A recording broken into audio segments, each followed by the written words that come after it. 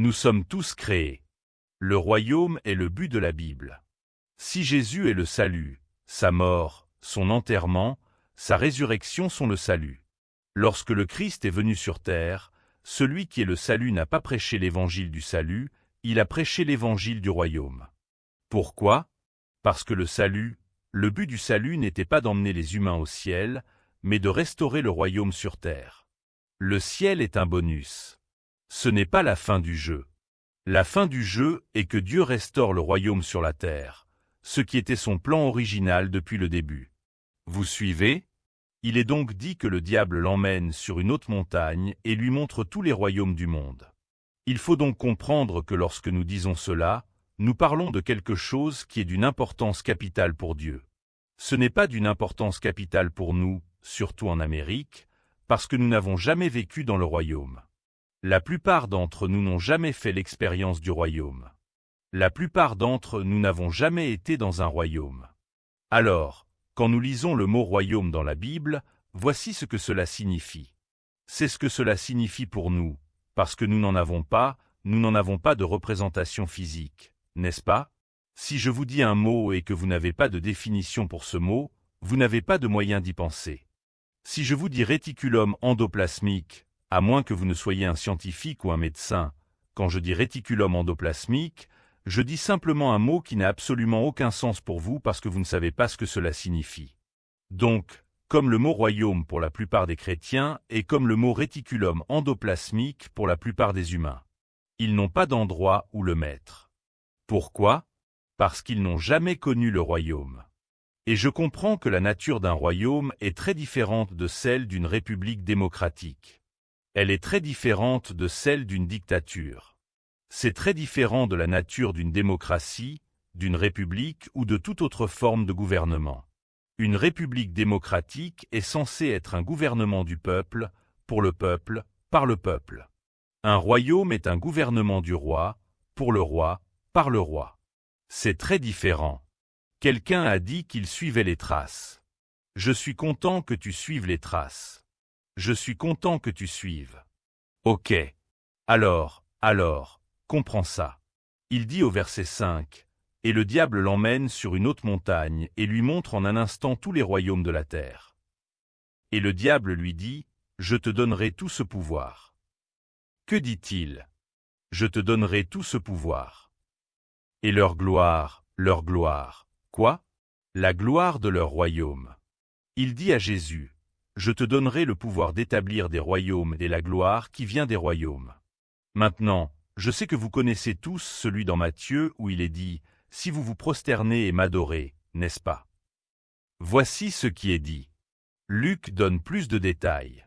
Voici ce qu'il dit, « Je te donnerai toute cette puissance et la gloire qui en découle. » Et il dit alors ceci, « Car cela m'a été donné, et je le donne à qui je veux. » Attendez, quoi? Satan dit, « Tout le pouvoir de bâtir des royaumes m'a été donné, et je le donne à qui je veux. » Alors maintenant, cela nous amène à l'esprit deux questions, n'est-ce pas? Quelle est la première question? Qui le lui a donné? Allons, maintenant. Trudy est dans le train, à la gare, le train est même arrivé. Qui le lui a livré? Et quelle est la deuxième question? Alors, pour ceux d'entre vous qui sont sur YouTube et ceux d'entre vous qui sont sur Zoom, nous avons en fait des gens en direct ici au bureau avec nous aujourd'hui. Donc, nous nous amusons beaucoup. Par nous, je veux dire moi. Bon, alors, question 1, qui le lui a donné? Quelle est la question numéro 2? Tout ce pouvoir m'est donné, et à qui je veux, je le donne. Voici la question, à qui veut-il le donner? À qui Satan veut-il donner le pouvoir de bâtir des royaumes? Alors, répondons d'abord à la première question. Qui a donné à Satan le pouvoir de construire des royaumes? Allez, mon peuple. Allez, mon peuple. Parlez-moi sur YouTube. Parlez-moi sur YouTube. Qui a donné à Satan le pouvoir de construire des royaumes? Et certaines personnes font l'erreur de dire, eh bien, c'est Dieu qui l'a fait. Dieu n'a pas donné à Satan le pouvoir de construire des royaumes. Dieu a donné Adam et Ève, ou Dieu a donné Adam, parce que le nom d'Adam et Ève était Adam, avant qu'Adam ne l'appelle Ève. Dieu les a appelés Adam. Adam l'a ensuite appelé Ève.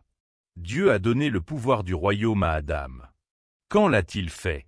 Genèse chapitre 1, versets 27 à 28. L'Éternel Dieu donna cet ordre à l'homme. Sois fécond, multiplie, remplis la terre, soumets-la et domine. Le mot royaume est un mot composé qui signifie la domination du roi. Qu'est-ce qu'un royaume? C'est la domination du roi. Qu'est-ce qu'une domination? C'est un royaume. C'est une juridiction. Dieu a dit, « Voici ce que je vais faire. Je te transmets mon autorité. Maintenant, tu as l'autorité parce que je te l'ai donnée. Tant que tu restes sous mon autorité,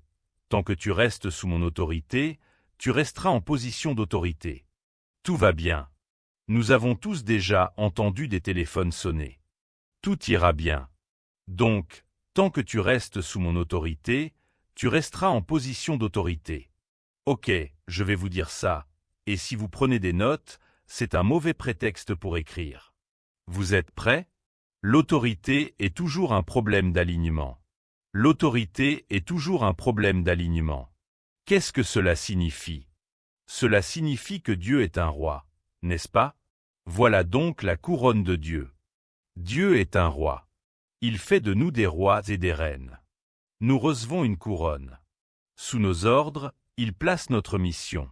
D'accord, donc lorsque Dieu place notre mission sous nos ordres, tant que je soumets ma vie à l'autorité souveraine de Dieu, j'ai une autorité souveraine sur ma mission.